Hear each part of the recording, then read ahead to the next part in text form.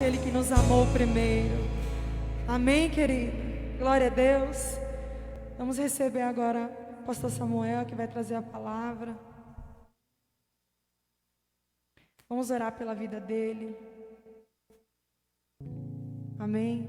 Eu creio que Deus confiou uma porção abençoada da palavra à boca do pastor Samuel, para que os nossos corações possam sair daqui transformados pela presença de Deus, pela palavra de Deus. Amém, igreja? Estenda a mão sobre ele. Vamos orar pela vida dele. E ore para que essa palavra que virá agora possa transformar você e possa ser resposta das suas orações. Amém? Pai, nós oramos agora, Jesus, e declaramos que precisamos ouvir a tua voz. Por isso eu quero te pedir, usa o teu servo, meu Deus. Porque a palavra tem poder para penetrar sobre os nossos corações, dentro do nosso coração, Deus, e trazer conserto, trazer consolo, trazer refrigério, meu Deus, trazer instrução. Sem a tua palavra, Pai, o caminho se torna escuro.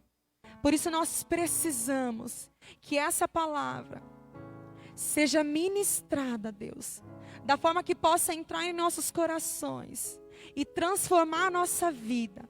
A cada pessoa que está aqui, não permita que nós venhamos sair daqui da mesma maneira que nós entramos, mas com certeza de maneira melhor.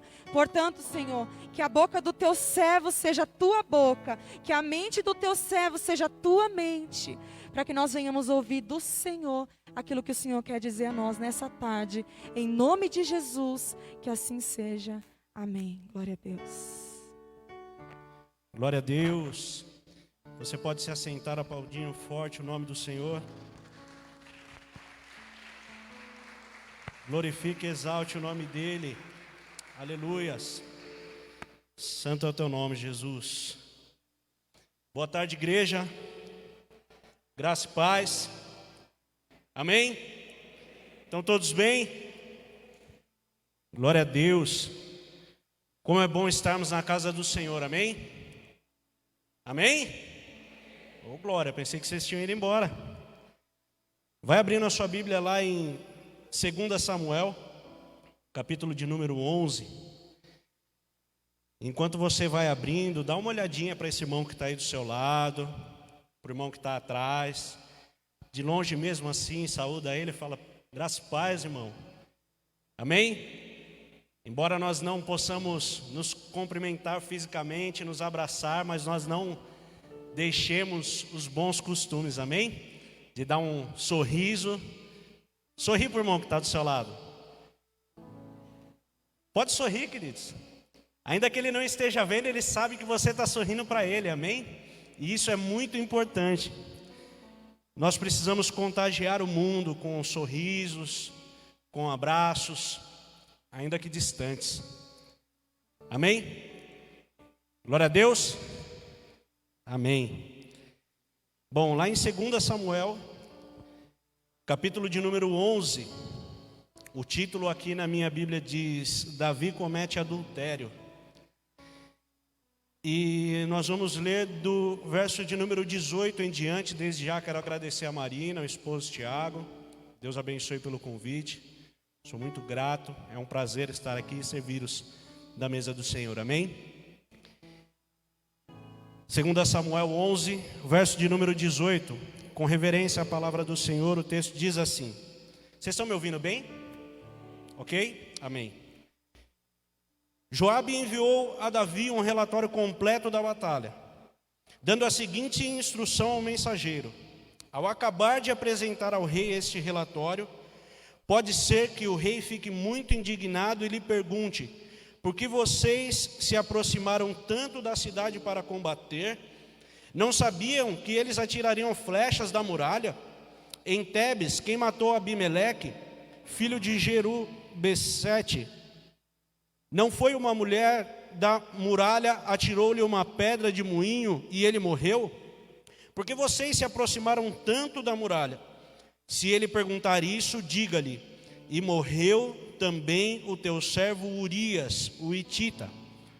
O mensageiro partiu e ao chegar contou a Davi tudo que Joabe lhe havia mandado falar, dizendo: eles nos sobrepujaram e saíram contra nós em campo aberto, mas nós os fizemos retroceder para a porta da cidade. Então os flecheiros atiraram do alto da muralha contra os seus servos e mataram alguns deles, e morreu também o teu servo Urias, o hitita. Davi mandou o mensageiro dizer a Joabe: não fique preocupado com isso, pois a espada não escolhe a quem devorar. Reforce o ataque à cidade até destruí-la. E ainda insistiu com o mensageiro que encorajasse Joabe. Quando a mulher de Urias soube que o seu marido havia morrido, chorou por ele. E passado o luto, Davi mandou que a trouxessem para o palácio, e ela se tornou sua mulher, e teve um filho dele. Mas o que Davi fez desagradou ao Senhor. Amém? Glória a Deus. Encontrei fé. Tem um ali com fé. Amém?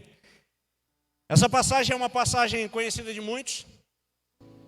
Davi, a palavra relata que em um tempo em que os reis deveriam estar na guerra, Davi, que era rei, encontrava-se no seu palácio. Ou seja, nós vemos aí uma falta de posicionamento. Era tempo dos reis estarem à guerra e não à toa no seu palácio. Então, de repente, um dia ele vê uma mulher se trocando, se banhando pela janela. E naquele tempo, os reis, ou quem sabe em países onde ainda a monarquia impera, os reis têm autoridade para dizer: ó, essa mulher é sua? É. A partir de agora ela não é mais sua, ela é minha. Então ele mandou trazer aquela mulher até a sua presença e se deitou com ela, e ela engravidou. E o marido daquela mulher era um dos soldados do exército de Davi, que estava na batalha, guerreando por ele e pelo seu reinado. E aí o que ele faz? Manda chamar esse homem, traz esse homem para casa, e ele faz de tudo para que esse homem pudesse ir para a casa dele, se deitar com a sua mulher, ter relações com a sua mulher, para que ele pensasse que aquele filho que havia sido gerado pelo rei fosse dele. Mas aquele homem se recusa de todas as maneiras. Ele diz: olha, rei, como poderia eu, os meus amigos estando lá, frente à batalha, sofrendo, eu vir aqui, ficar confortável, ter intimidade, ter relações com a minha esposa? Eu não me sinto confortável com isso. E aí eu imagino o coração do rei, o coração de Davi, como ficou naquele momento. Porque ele estava ali tentando esconder algo de errado que ele havia feito, tentando encobrir algo de errado que ele havia feito. E aquele homem que estava lá lutando pelo seu reinado, lutando por Israel, se mostrou um homem de muito mais índole do que ele naquele momento. Um homem muito mais certo, um homem muito mais direito do que ele naquele momento. E aí Davi, não encontrando solução e não desejoso de se arrepender, ao menos não naquele momento, o que ele faz? Manda Urias novamente para a batalha, e o próprio Urias tem que levar uma carta para Joabe. E nessa carta estava escrito: olha, tá vendo esse cara que eu mandei aí para você, Joabe? Sim, coloca ele na frente da batalha para que ele morra. E aí, quando nós lemos essa passagem aqui, tudo isso que eu estou resumindo aqui já havia acontecido.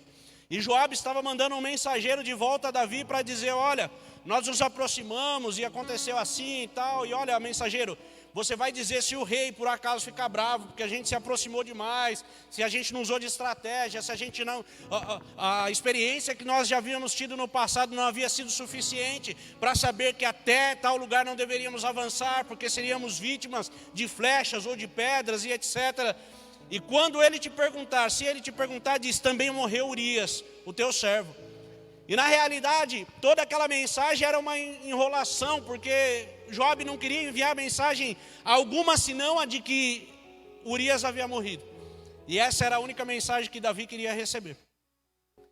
Porque ele havia cometido um pecado e ele pensava que através disso, através da morte daquele homem, tudo se resolveria, estava tudo certo, ninguém precisa saber de nada, está tudo encoberto aqui, está tudo ok. Só que não foi assim que aconteceu. A princípio sim, mas depois nós vemos que não. A princípio ele mandou trazer aquela mulher, ela perdeu aquele filho, aquele primeiro filho, então eles se deitaram novamente, tiveram outro filho, e as coisas começaram a correr bem na vida de Davi, até que ele foi repreendido por um profeta chamado Natã. Quantos aqui conhecem a história? Amém? Glória a Deus. Então, só para nós avançarmos, Deus, ele tinha planos maravilhosos para Davi. Planos maravilhosos. Davi foi separado por Deus, escolhido, ungido. Quando tudo dizia não para Davi, Deus disse sim.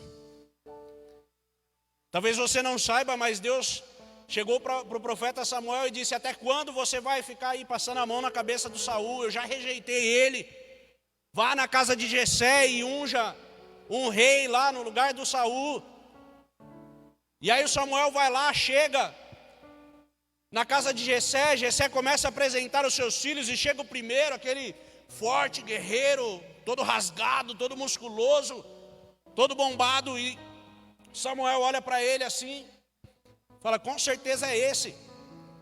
E aí vem uma passagem muito famosa que está em 1 Samuel 16:7, que diz assim: o Senhor contudo disse a Samuel: não considere a sua aparência nem a sua altura, pois eu o rejeitei. O Senhor não vê como o homem vê a aparência, mas Deus vê o coração. O Pedro acabou de ministrar aqui a respeito de dízimos e ofertas. Ele acabou de dizer que a grande realidade é essa: Deus atenta para o nosso coração. Não é necessariamente para o valor que nós estamos entregando, não é necessariamente, é para o nosso coração que Ele está olhando. E Deus, Ele conhecia o coração. Jessé tinha 8 filhos. Os 7 dos 8 ele apresentou diante do profeta. Passou o primeiro, não. Passou o segundo, não. O terceiro, o quarto, o quinto, o sexto, o sétimo, não. Aí o Samuel é que teve que chamar a atenção do Jessé e falar: você não tem mais nenhum filho? Será que Deus errou o endereço? Será que Ele me mandou no lugar errado? Aí o Jessé diz: não, tem mais um. Mas ele está lá cuidando das ovelhas, sabe? Pois mande chamar ele, porque a gente não vai se assentar à mesa enquanto ele não chegar. Então Jessé chama o Davizinho. Talvez não tão alto quanto os seus irmãos, não tão marombado, mas o coração daquele menino agradou o Senhor, e por isso ele foi escolhido. Deus procura adoradores que o adorem em espírito e em... Deus procura adoradores que o adorem em espírito e em verdade. Deus é espírito, e importa que aqueles que o adorem em espírito e em verdade. Sabe, queridos, eu aprendi há muito tempo que nós sempre podemos ter dois tipos de reações. Só 2 tipos, só. Ou você pode reagir diante de uma situação na carne, ou você pode reagir no espírito. Ou você vai reagir como homem natural, como homem carnal, ou você vai reagir como homem e mulher espiritual. Quantos estão entendendo? Amém? Davi era um homem que agia no espírito. Ele era um adorador, mesmo quando ele não estava tocando harpa. Sabe por quê? Porque a adoração não tem a ver somente com esse momento em que nós estamos aqui, os instrumentos tocando, os irmãos aqui cantando, as luzes estão apagadas, a gente aperta os olhos, levanta as mãos. Não, isso não é só isso. Isso faz sim parte da adoração, mas não se resume a isso.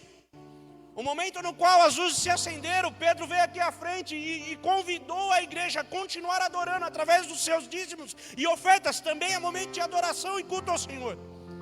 Quando nós saímos lá fora, quantos aqui tem o adesivo da igreja Lagoinha no carro, na moto?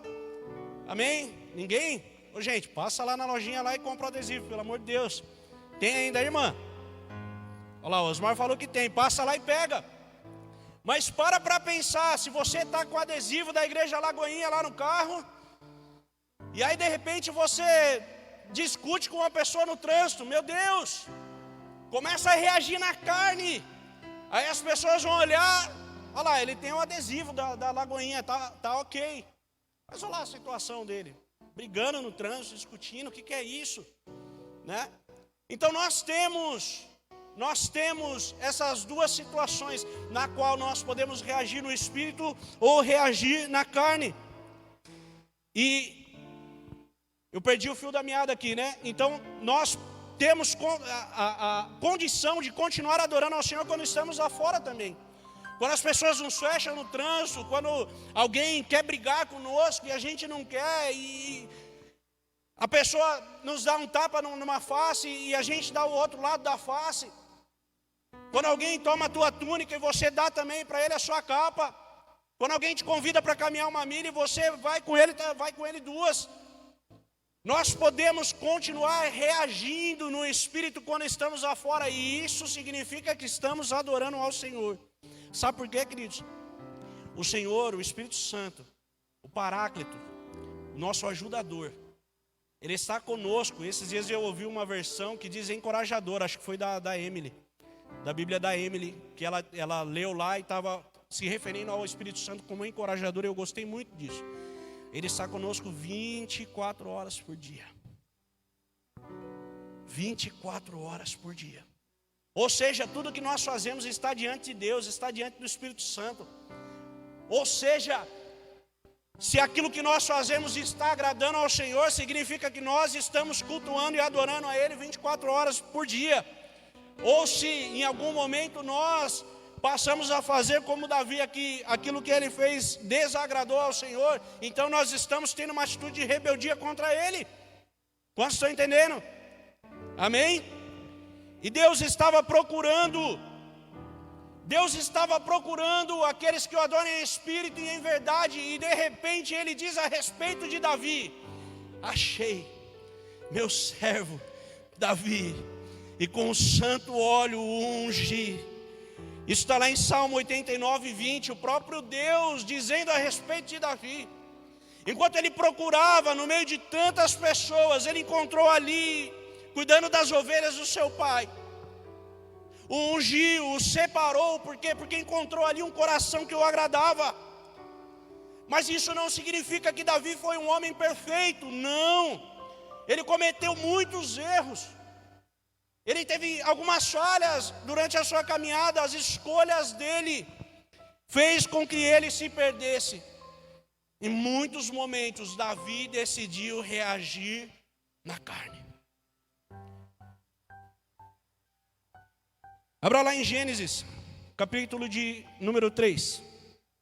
E agora eu vou começar a pregar, amém? Glória. Gênesis, capítulo de número 3, verso de número 9. Não precisa ir embora não, Paulo, é brincadeira, já estou terminando já. Falei que eu vou começar a pregar agora, o irmão já levantou para ir embora. Glória a Deus. Gênesis 3, 9. Mas o Senhor Deus chamou o homem perguntando: onde está você? E esse é o título dessa mensagem. Onde está você? Essa foi uma pergunta retórica, já que Deus é onisciente, Ele sabe de todas as coisas. Quando Ele perguntou para Adão: onde está você? Ele não queria saber onde Adão estava.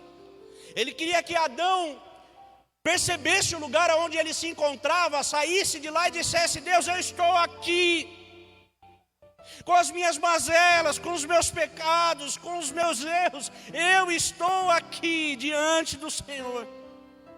E se isso tivesse acontecido ali, naquele momento, não necessitaria de sacrifício, não necessitaria de mais nada, tudo estaria resolvido através do arrependimento.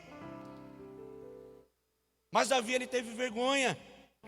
Adão, ele teve vergonha. Adão e a Eva tiveram vergonha. Em Salmo 139, verso de número 7, diz assim: para onde eu poderia escapar do teu espírito? Para onde poderia fugir da tua presença? os meus ossos não estavam escondidos de ti, quando em secreto fui formado e entretecido como nas profundezas da terra. Queridos, não existe lugar, não existe aonde nós possamos nos esconder da presença do Senhor. E eu acredito piamente, pastor Jonathan, que a pergunta que está ecoando na eternidade é essa: onde está você? Se eu pudesse resumir a Bíblia aqui, eu diria que a Bíblia é um Deus correndo atrás de um homem que insiste em fugir dele. E talvez Deus esteja perguntando para você nessa tarde, você que está aqui presente, você que está nos acompanhando aí na sua casa, você que vai assistir essa mensagem depois: onde está você? Aonde está você? Porque existe um mundo lá fora, pessoas caminhando a passos largos para o inferno, desejando que um servo de Deus, uma serva de Deus, pudesse anunciar a eles as boas novas, mostrar para eles o caminho, apontar para o alvo. E Deus pergunta para mim e para você: aonde você está? Aonde está você? Queridos, Deus criou todas as coisas. E para finalizar a obra da criação, sabe o que Ele fez? Você. E te colocou lá no jardim. Te colocou lá no jardim. Já estava tudo plantado, já tinha crescido tudo, já tinha frutificado tudo, era só desfrutar. Precisava trabalhar, precisava mesmo. Tinha que colocar o nome num monte de bicho. Mas, queridos, na viração do dia, o próprio Senhor vinha para estar com eles ali. Será que você consegue imaginar isso? Era tudo perfeito, tinha tudo, menos apenas uma coisa. Eu quero que você pare para imaginar isso um pouquinho, querido. Imagine se hoje a sua única tentação, se hoje toda a tentação da sua vida fosse só uma. O homem tinha tudo, menos uma coisa. Deus os abençoou e lhes disse: sejam férteis e multipliquem-se, encham e subjuguem a terra, dominem sobre os peixes do mar, sobre as aves do céu e sobre todo o animal que se movem pela terra. Preste atenção na bênção de Deus para o homem. Sejam férteis, multipliquem-se e encham a terra. Parece a mesma coisa, mas não é. Ser fértil é uma coisa, mas eu posso ser fértil e não querer multiplicar. Multipliquem-se. Parece que é a mesma coisa que encher a terra, mas eu posso multiplicar e ainda assim não encher a terra.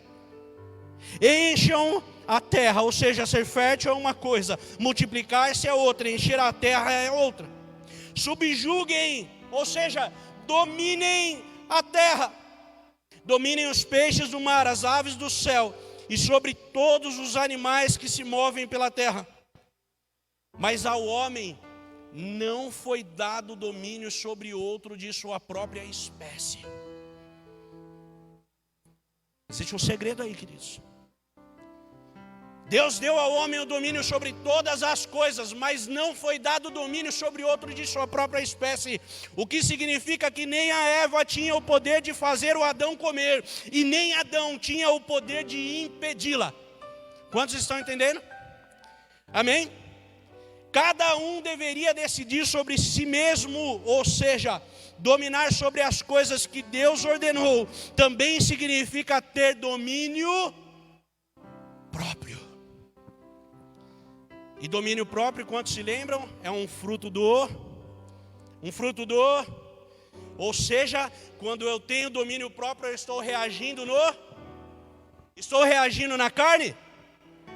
No espírito.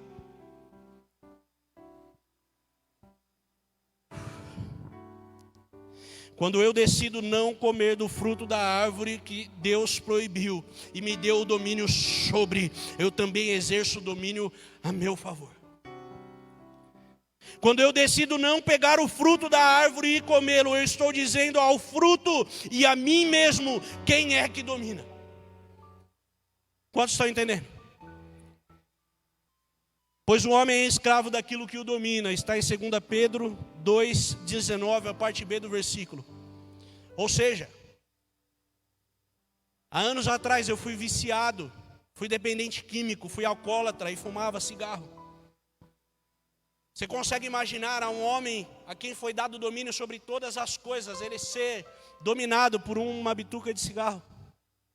Ele ser dominado por um pino de cocaína, ele ser dominado por uma pedra de crack, ele ser dominado pela prostituição. Ao homem foi dado domínio sobre todas as coisas, queridos. E nós deixamos que coisas nos dominem, por quê? Porque não conhecemos profundamente, intimamente o nosso Criador. Mas eu quero profetizar sobre a nossa vida, sobre a sua vida nesta tarde. E se você está atento, levante a sua mão aí na sua casa e receba isso. A partir de hoje, domínio próprio, fruto do Espírito sobre a sua vida. Aquilo que te prendia não te prende mais. Aquilo que te escravizava não te escraviza mais. Ser livre pelo Espírito Santo de Deus, em nome de Jesus. Aleluias! Santo é o teu nome, Deus. Santo é o teu nome, Jesus. O homem que deveria dominar todas as coisas, agora está sendo dominado pelo fruto proibido da árvore do centro do jardim. Queridos,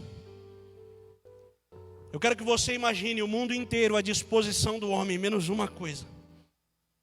E a única coisa que ele não podia ter foi aquilo que ele desejou. 1 Coríntios 6,12 diz assim: tudo me é permitido, mas nem tudo me convém. Tudo me é permitido, mas não deixarei que nada me domine. O homem poderia fazer uso de tudo, menos uma coisa. E aí, enquanto eu meditava nessa palavra, o Senhor me deu uma frase. Se você estiver tomando nota, anote isso. Nem o mundo inteiro pode satisfazer um homem que não encontra satisfação em Deus. Eu vou repetir isso. Nem o mundo inteiro pode satisfazer um homem que não encontra satisfação em Deus. Ou seja, queridos, Deus precisa ser o nosso tudo. Sabe por quê? Porque o diabo não pode oferecer nada para quem já tem tudo, queridos. O diabo não pode oferecer nada para quem já tem tudo. Deus precisa ser o nosso tudo. Ele é suficiente. Ele é suficiente. Quando Deus pergunta ao homem: onde está você? A sua intenção era lhe mostrar o caminho de volta. Voltar ao princípio, ao primeiro amor. Pecar, querido, significa errar o alvo, sair do propósito eterno. Sabe, nós estamos passando por esse momento por uma aflição terrível, talvez uma das maiores que a gente já tem enfrentado em toda a nossa vida. É terrível, os nossos parentes estão morrendo e a gente sequer pode velá-los. Nós não podemos abraçar as pessoas, queremos visitar a viúva, o órfão, os enfermos. Não que isso impeça a igreja, amém? Deus tem nos dado estratégia para fazer isso, mas como é difícil, como é terrível esse tempo em que nós estamos vivendo. Mas, queridos, Deus não permite a aflição que não seja para nos levar de volta para Ele. Salvo raras exceções. Salvo raríssimas exceções. Com Davi foi assim. Deus permitiu a morte do filho concebido em pecado. Com Jonas foi assim. Deus permitiu a tempestade. Com Ezequias foi assim. Deus permitiu uma doença terminal. Lá em Apocalipse, no capítulo de número 2, nós vemos a carta de Deus à igreja de Éfeso. E a carta diz assim: Deus dizendo à igreja de Éfeso: olha, eu conheço as suas obras, o seu árduo trabalho, sua perseverança, que não tolera o homem mau, que colocou à prova os apóstolos falsos, que tem perseverado, que tem suportado sofrimentos por causa do meu nome e não tem desfalecido. Mas contudo, porém, contra ti eu tenho uma coisa. Olha, vocês estão trabalhando legal, vocês estão fazendo tudo certo, vocês não toleram os apóstolos falsos, está tudo ok, eu estou vendo o esforço de vocês, está ótimo, mas eu tenho uma coisa contra vocês. Abandonastes o seu primeiro amor. Abandonou a origem, abandonou o seu primeiro amor. E aí, queridos, nós não vemos um direito à réplica nessa carta. Nós não vemos a igreja de Éfeso tentando se levantar e dizer: mas Senhor, olha, Deus não dá tempo.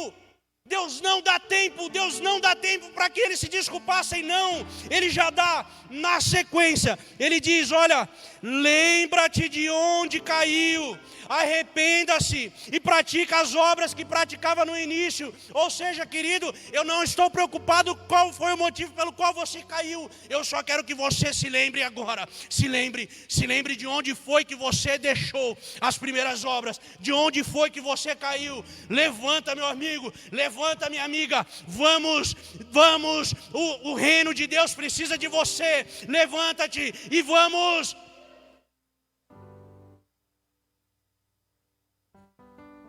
Às vezes nós damos desculpas demais para o Senhor.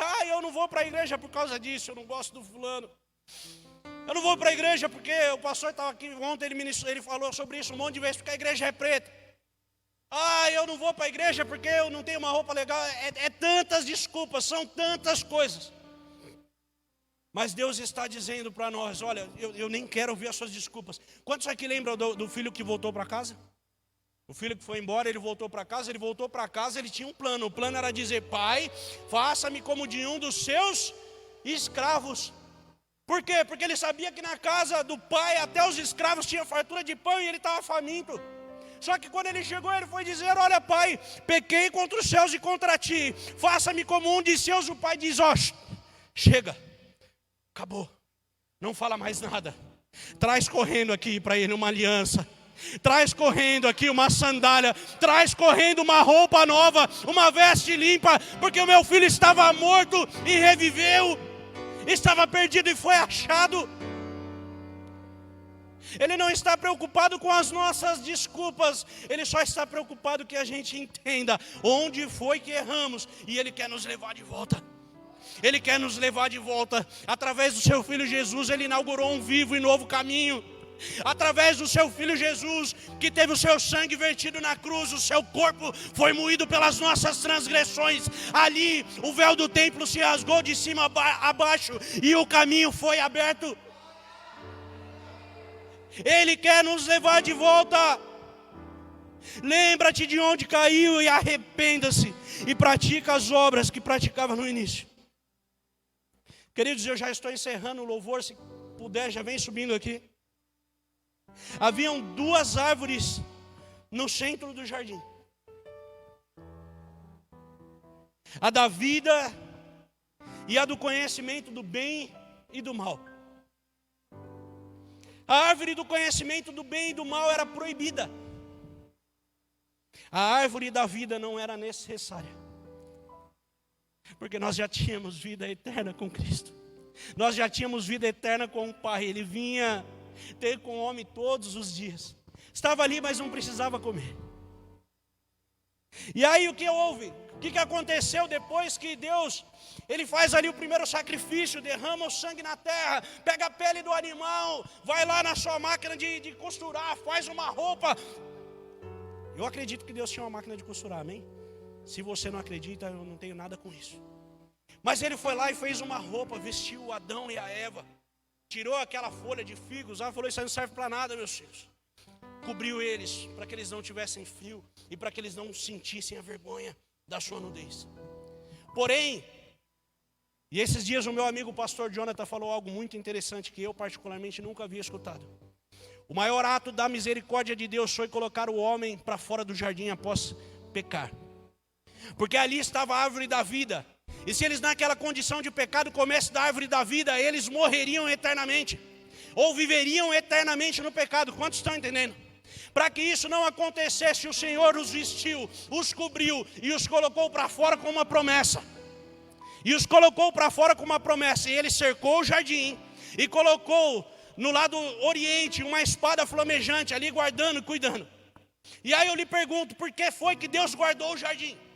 Por que foi que ele guardou aquelas árvores? Por que foi que ele deixou aquilo lá tudo separado? Abra lá em Apocalipse capítulo 2. Apocalipse capítulo de número 2. Se puder projetar rapidamente aqui.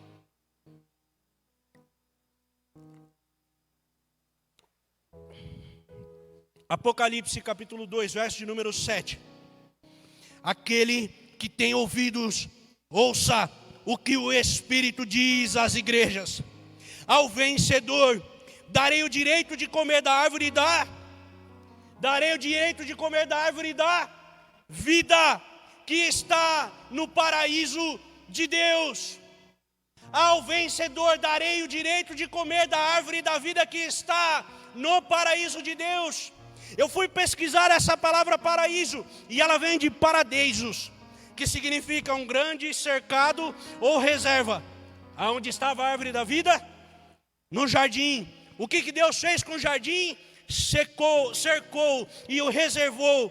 E essa palavra paradeisos também significa jardim. Queridos, Deus ele quer nos levar de volta. Tudo o que Deus quer é nos levar de volta. Tudo o que Ele tem feito e tudo o que Ele tem permitido nesse tempo é para que nós possamos nos voltar para Ele. E para que nós possamos voltar não ao início, mas que nós possamos voltar à origem. E a origem é o próprio Deus. Ele nos quer de volta. Ele nos quer de volta. Onde está você? Feche seus olhos. Feche seus olhos. Nós vamos adorar ao Senhor. Feche seus olhos. O Senhor pergunta para mim e para você nesta tarde: onde está você? Não porque Ele quer nos acusar, não porque Ele quer mostrar para nós os nossos erros. Não, Ele só quer nos mostrar o caminho de volta. Ele só quer nos mostrar como sair das enrascadas em que nós nos metemos. Deus precisa ser o nosso tudo. Ele precisa ser o nosso tudo. Porque ninguém vai poder oferecer nada para aquele que já tem tudo. O apóstolo Paulo olhou para a vida dele quando ele ainda era Saulo. Um homem respeitado diante de todos. Um homem letrado, estudado, um teólogo como poucos. Mas ele olhou para toda aquela vida e disse: olha, eu considero tudo aquilo como refúgio perto daquilo que é conhecer ao meu Senhor Jesus.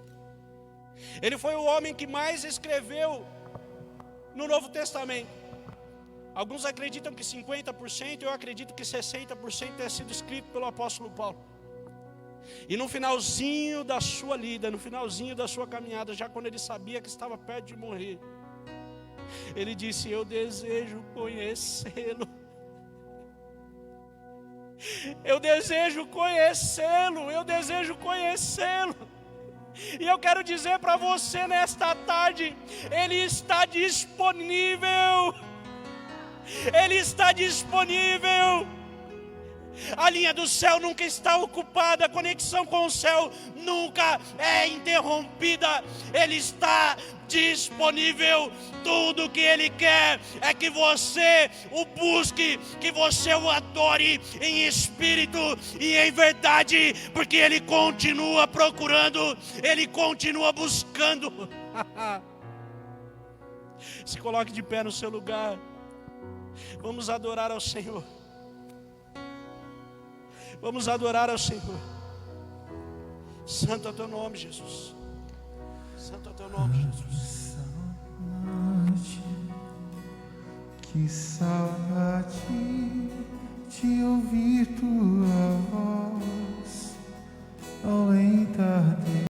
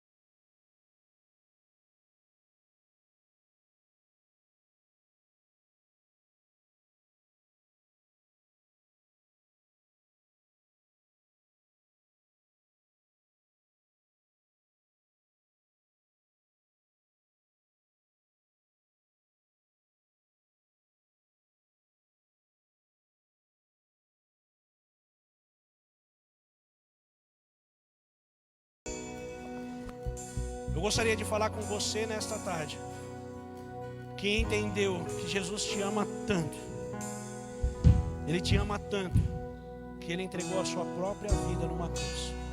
Foi por você. Foi por você. Foi por você.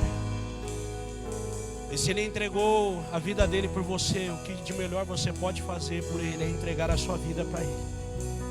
Se essa palavra te tocou, se essa palavra falou contigo, você que está aqui presencialmente, você que nos acompanha online, eu gostaria que você que está aqui presencialmente desse um sinal com a sua mão. Se você deseja entregar a sua vida para esse Jesus, você deseja que Ele seja o seu tudo, que Ele seja suficiente na sua vida, porque Ele é isso que Ele é suficiente. Dê um sinal com uma das suas mãos e nós iremos orar com você. Você que nos acompanha online, escreva aí: eu quero que Jesus seja o meu tudo. Se você escrever aí, alguém da nossa equipe de consolidação já vai chamar você no privado, vai passar algumas orientações para você, te convidar para participar de alguns cursos aqui na igreja. Só escreva aí.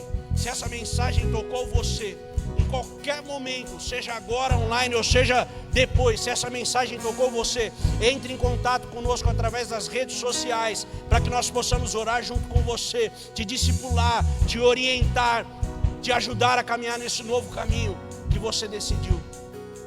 Aleluias. Eu gostaria de falar agora com você. Feche seus olhos. Você que está morrendo de saudades. Sabe por quê? Ele está morrendo de saudade de você, queridos. A igreja toda de olhos fechados. Se você está com saudades dele agora, você entendeu que em algum momento você caiu, mas hoje você já refletiu aonde foi, já voltou lá mentalmente, já se arrependeu e hoje deseja voltar. Eu quero que você dê um sinal com uma das suas mãos. Dê um sinal: eu quero voltar para o Senhor hoje. Dê um sinal com uma das suas mãos. Você que nos acompanha aí, escreve: eu quero voltar, e alguém irá te chamar. Queridos, oremos. Pai, nós te agradecemos pela tua doce presença aqui nessa tarde. Que tarde maravilhosa, Senhor.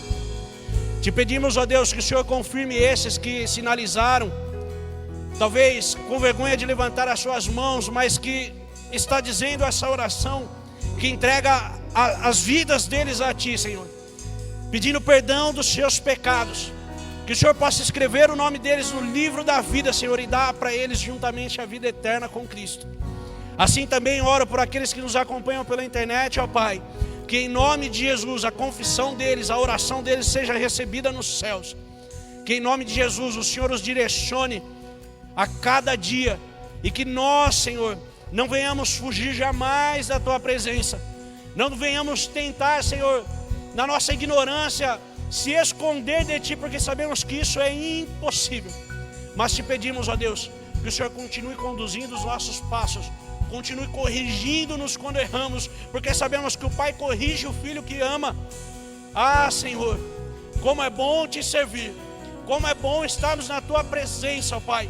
Como é bom saber que temos um Pai que nos ouve e que dá ordem aos anjos a nosso respeito.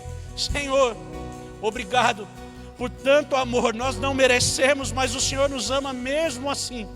Que nós possamos mergulhar nesse oceano de amor, refletindo, meditando a cada dia, sabendo que o Senhor deseja estar conosco, assim como fazia na viração do dia. Em nome de Jesus. Queridos, presta atenção aqui. E aqui eu quero finalizar.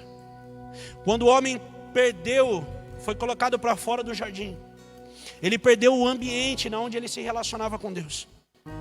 Ali o Adão e a Eva não precisavam fazer muita coisa para que Deus viesse. Todos os dias ele vinha. Ou seja, o que eu entendo com isso é que o desejo de Deus de se relacionar conosco é diário. Todos os dias Ele deseja se relacionar comigo e com você. E não foi porque nós perdemos o ambiente do relacionamento com Deus que nós não podemos mais ter relacionamento com Ele. Aqui está um segredo. Prepare um ambiente para que Deus venha.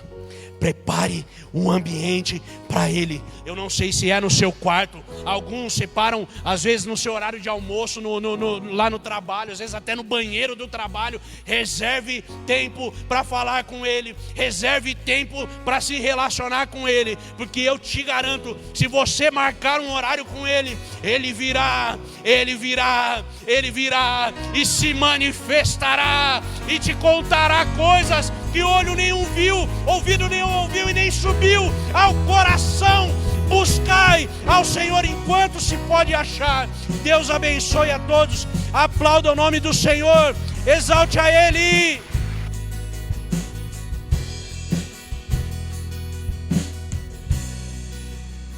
Aleluia.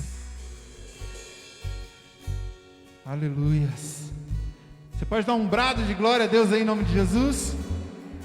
Mais forte em nome de Jesus. Diga glória a Deus. Aleluia. Como é bom estar na tua presença, Senhor. Querido, o que o Senhor fez aqui nessa tarde